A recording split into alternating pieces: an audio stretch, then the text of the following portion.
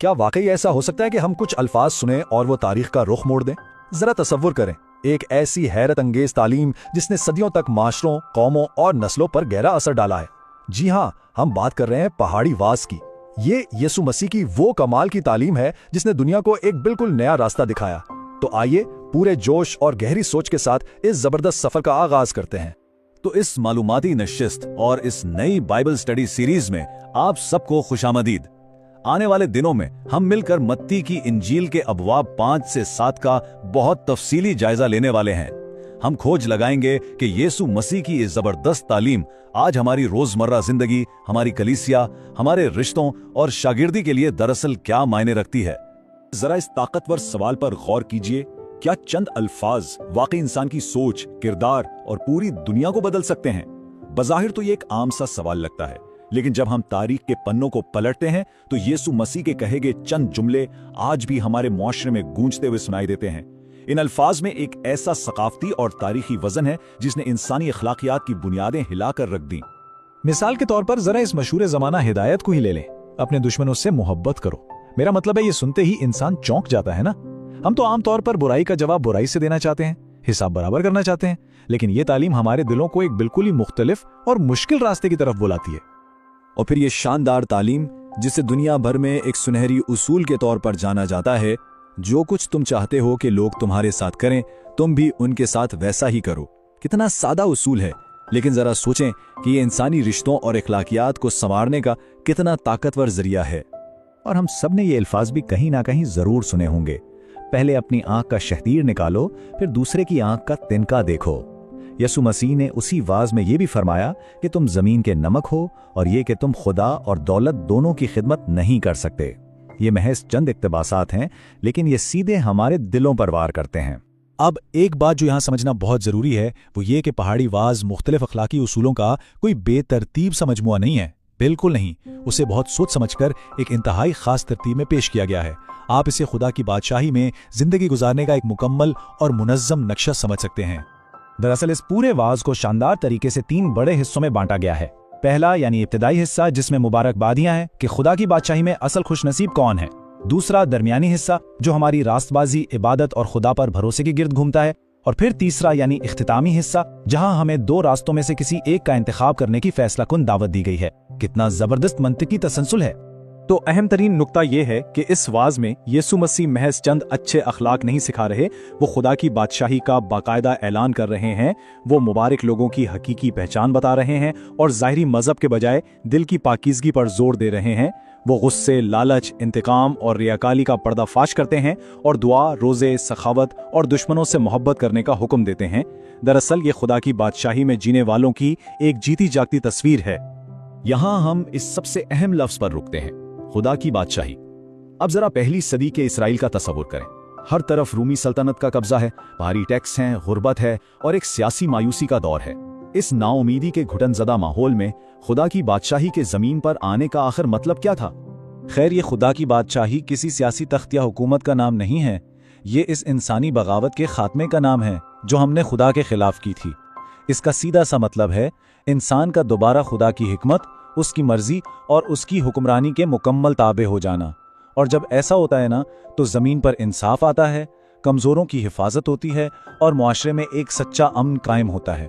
اس بات کو مزید گہرائی سے سمجھنے کے لیے موسیٰ اور یسوع مسیح کا یہ تقابل واقعی کمال کا ہے۔ ایک طرف موسیٰ ہیں جو کوہ سینا پر خدا سے شریعت لیتے ہیں، اور دوسری طرف یسوع مسیح ہیں جو ایک پہاڑ پر بیٹھ کر تعلیم دے رہے ہیں۔ یسوع یہاں پرانی شریعت کو مسترد یا کینسل نہیں کر رہے، بلکہ وہ بے پناہ اختیار کے ساتھ اس کا اصل مقصد سمجھا رہے ہیں۔ وہ بتا رہے ہیں کہ خدا کو صرف آپ کے ظاہری اعمال نہیں بلکہ آپ کے دل کی فرما برداری چاہیے۔ اور یہی چیز ہمیں اس خوبصورت لفظ محبت کی طرف لے آتی ہے۔ یسوع شریعت کے معیار کو اتنا گہرا کر دیتے ہیں کہ انسان دنگ رہ جاتا ہے۔ وہ کہتے ہیں کہ محض کسی کا قتل نہ کرنا کافی نہیں ہے، خدا کی بادشاہی تو یہ مانگتی ہے کہ دل سے غصے، نفرت اور تحقیر کو جڑ سے اکھاڑ پھینکا جائے۔ یہ وہ محبت ہے جو انسان کو اندر سے بالکل نیا کر دیتی ہے۔ اسی طرح رحم کا پہلو بھی دیکھیں۔ خدا کی بادشاہی کا شاگرد دوسروں پر اس لیے رحم نہیں کرتا کہ دنیا اس کی واہ واہ کرے یا وہ بڑا نیک کہلائے، بالکل نہیں۔ وہ رحم اس لیے کرتا ہے کیونکہ وہ جانتا ہے کہ وہ خود خدا کی طرف سے بے پناہ رحم حاصل کر چکا ہے۔ ये दिल की वो नर्म हालत है जिसमें खुदा की मोहब्बत साफ झलकती है। और जब हम रास्तबाजी की बात करते हैं तो यसु मजहबी रसूमात को एक बिल्कुल नया रुख देते हैं। सच्ची रास्तबाजी का मकसद लोगों से तालियां बजवाना या तारीफें समेटना नहीं होता। इसका मुकम्मल और खालिस ताल्लुक तो सिर्फ इंसान और खुदा के आपसी रिश्ते से होता है। यहां हमें एक बहुत वाज़ेह फर्क देखना होगा। ज़ाहिरी मजहब बामुकाबला दिल की पाकीज़गी। ज़ाहिरी मजहब तो महज दिखावे का नाम है ना, कि लोग चौराहों पर खड़े होकर दुआएं मांगे ताकि सब उन्हें देखें। इसके बरक्स दिल की पाकीज़गी ये है कि आपकी अकीदत और मोहब्बत के अमाल सिर्फ और सिर्फ खुदा के लिए हों, मुकम्मल सच्चाई और दयानतदारी के साथ। और इसीलिए इस पूरे पहाड़ी वाज के बिल्कुल ऐन मरकज में यीशु हमें दुआ करना सिखाते हैं। खुदावन की दुआ इस बात की सबसे बेहतरीन मिसाल है। इस दुआ का फोकस हमारी जाती ख्वाहिशात की कोई लंबी चौड़ी लिस्ट नहीं है, बल्कि खुदा का नाम, उसकी बादशाही और खुदा की मर्जी का इस जमीन पर पूरा होना है, यानी खुदा के इरादे सबसे पहले। देखें, जब खुदा की हुक्मरानी हमारे दिलों पर कायम होती है ना, तो हमारे ताल्लुकात यकसर बदल कर रह जाते हैं और वहां से माफी जन्म लेती है। माफी हमें इस काबिल बनाती है कि हम अपने दुश्मनों से भी प्यार कर सकें, उन्हें माफ कर सकें। सच पूछें तो ये हमारे अपने बस की बात नहीं है, ये तो खुदा की बादशाही का हमारे अंदर काम करने का खालिस नतीजा है। अब जरा उन मुबारक बादियों पर तो नजर डालें। गरीब दिल, गमगीन, हलीम, रास्तबाजी के भूखे, ये तो दुनिया के आम मेयारों को बिल्कुल ही उलट देती हैं, है ना। दुनिया ताकतवर और अमीर को कामयाब मानती है, लेकिन यीशु किन लोगों को मुबारक कह रहे हैं? वो जो टूटे हुए हैं, माशरे में दबे हुए हैं। यीशु ऐलान करते हैं कि खुदा की बादशाही इन्हीं लोगों से शुरू होती है। ये कामयाबी की एक बिल्कुल ही अनोखी और शानदार तारीफ है। जैसे ही हम वाज के इख्तिताम पर पहुंचते हैं, फर्माबरदारी का तस्वुर सबसे ज्यादा उभर कर सामने आता है। यीशु इस बात पर बहुत जोर देते हैं कि देखो, महज इन बातों को सुन लेना और उनकी तारीफ कर देना हरगिज काफी नहीं है। ये तालीम आपसे एक अमली कदम मांगती है। खुदा की बादशाही में होने का सीधा सा मतलब ही बादशाह का हुक्म मानना है। यसु ने इसे दो घरों की मिसाल से कितने कमाल तरीके से वाज़ेह किया है। चट्टान पर बना घर और रेत पर बना घर। जो शख्स सुनता है और अमल करता है, उसका घर चट्टान पर है। मुश्किलात के तूफान इसे गिरा नहीं सकते, लेकिन जो सिर्फ सुनता है और अमल नहीं करता, उसका घर रेत पर बना है। और हम सब जानते हैं, जिंदगी के तूफानों में बचने का वाहिद रास्ता सिर्फ और सिर्फ खुदावंद की तालीमात पर अमल करना ही है। तो ये सब हमें आज कहां खड़ा करता है? आने वाली बाइबल स्टडीज में हम पहाड़ी वाज के हर अहम हिस्से पर अलग अलग गौर करेंगे और हम देखेंगे कि यह हैरत अंगेज तालीम हमारे दिल, हमारी सोच और हमारी अमली जिंदगी को कैसे चैलेंज करती है।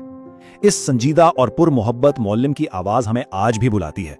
हमने आज देखा कि किस तरह यह तालीम खुदा की बादशाही की असल तस्वीर पेश करती है। अगली नशिस्तों में हम इस समंदर की मजीद गहराइयों में उतरेंगे और इन उसूलों का अमली इतलाक सीखेंगे। जल्द मिलते हैं एक नई बाइबल स्टडी के साथ।